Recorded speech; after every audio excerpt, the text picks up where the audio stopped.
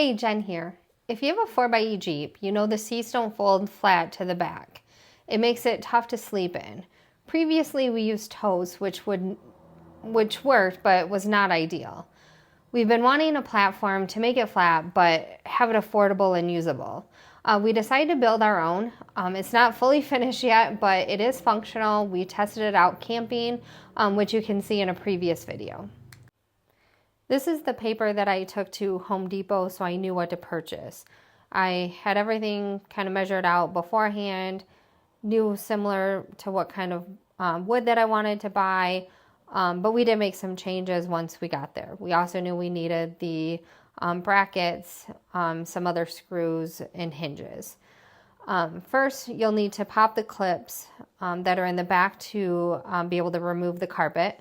I'm using a T40 torque bit to remove the screws. If you're using the kit that came with the Jeep, it's going to be the same one that you use to remove the doors and the top.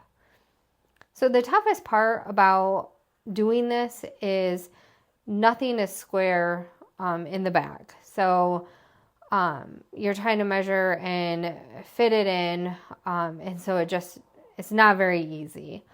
But to make it easier on us, our first piece that we're using is going to be the back part, which will lay flat against the carpet. You will need to notch some of it out to go around the speaker. To do that, I used a piece of cardboard so I could use it as a stencil to cut the wood. The next pieces were the ones that were going to hold it in place. You'll have what looks like the math pi symbol. So this will allow us to use the L brackets with the screws that normally go in the floor.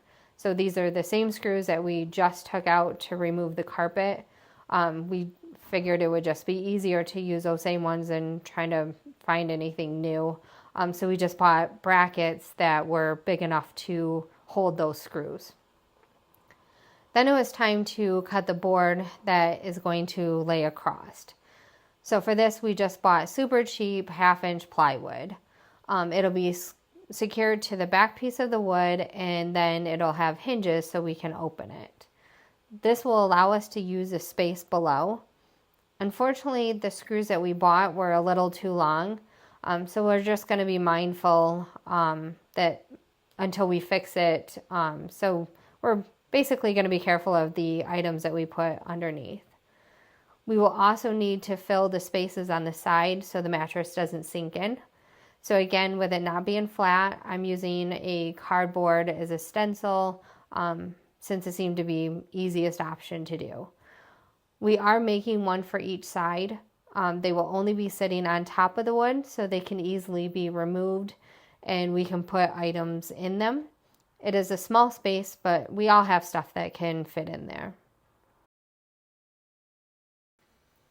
If you want to see more of us using the platform, please check out my previous video, which is camping with dogs. Since we've used it once and know it'll work for us, I plan to put more finishing on it.